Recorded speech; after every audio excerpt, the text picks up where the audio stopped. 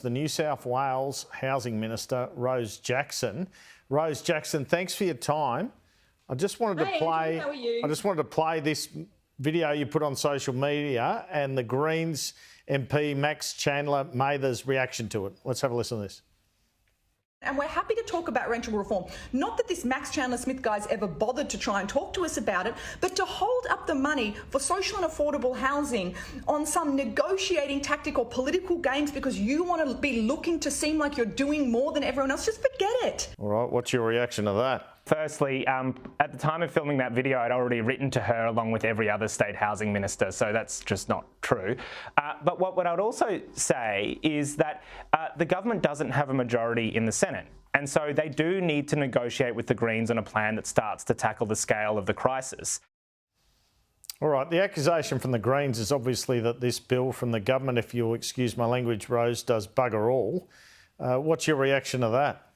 Yeah, it's nonsense. I mean, it doesn't do everything. I would never pretend that this bill is the answer to the extent of the housing crisis that we have in New South Wales or any other state. But to suggest that it does nothing is blatantly untrue. You know, we were in the planning stages of putting in our applications to receive 16 or so thousand houses over the next 5 years from the HAF. Now, again, that's not enough, but it's something. We put all of that on pause. You know, I'm not having those meetings with my departmental colleagues anymore. We're not preparing our applications. We don't even know what's happening with this bill because of the actions of the Greens and the coalition in the federal Senate. So I really do continue to call on all senators who care about taking action on the housing crisis to get behind the bill. I'm not pretending it's going to solve everything, but it is going to make a difference. It is going to deliver housing. Max Chandler Mather says, or he said there, he's written to you with his concerns. Have you received that, and will you be writing back?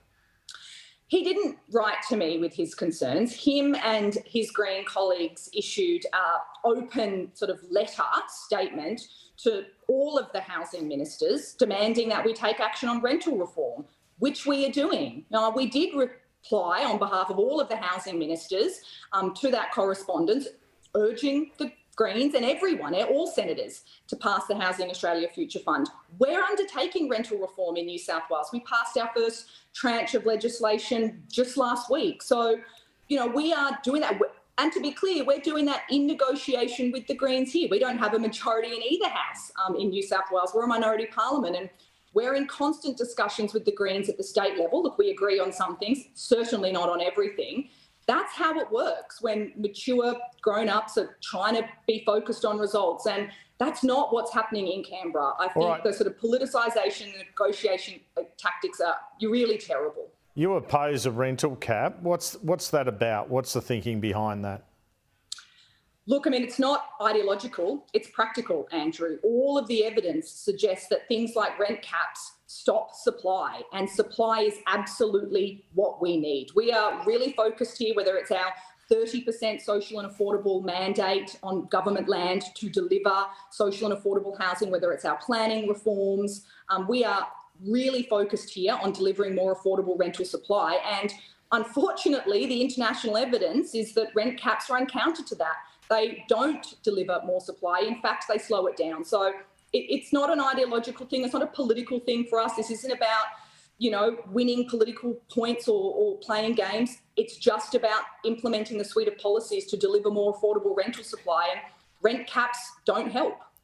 All right, just on supply, I was recently in Perth and apartments were going up all over the place, infill in areas which have always been anti-development. This is because the McGowan government allowed developers to appeal to them against so-called anti-development councils. They had planning reforms which did that. Is that something your government will consider? Because it seems the NIMBYs are stopping the development that's needed for population.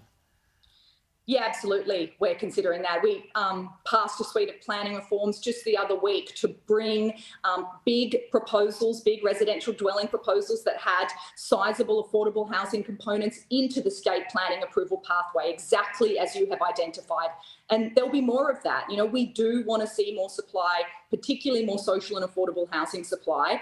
And, you know, look, some of the councils are great. I've had some really productive conversations with some of them. They're getting on with the job. They want to partner with us. But look, for those of them where it's taking 2, 3, 4, 5 years to approve reasonable medium density developments with significant social and affordable components. It's not okay anymore. If it was okay in the past, it's certainly not okay now. We are making changes to the planning system to stop that happening and to give the state more capacity to deliver that affordable housing supply that we desperately need. Housing Minister in New South Wales, Rose Jackson, thanks so much for your time this afternoon. Thanks, Andrew.